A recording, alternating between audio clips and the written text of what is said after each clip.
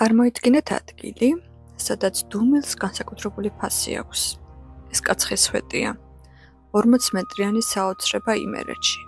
თუ გიყვარს საქართველოს ასეთი საიდუმლოებით მოწყვლი ადგილების აღმოჩენა, დაალაიქე ვიდეო და გამოიწერე არხი, რომ არ გამოვრჩიეს სხვა საინტერესო თავგადასავლები.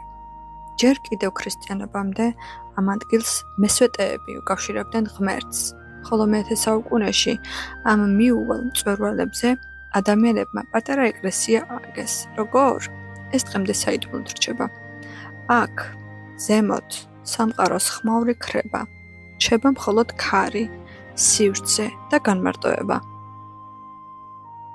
ეს არის ადგილი, სადაც მიწიერი საზრუნავი პატარავდება და სული თავისუფლებას პოულობს. კაცხის სვეტი საქართველოს ერთ-ერთი ყველაზე მისტიკური სიმბოლოა. გაგვიზიარე კომენტარებში, ნამყოფი ხარ აქ? და არ დაგავიწყდეს არხის გამოწერა.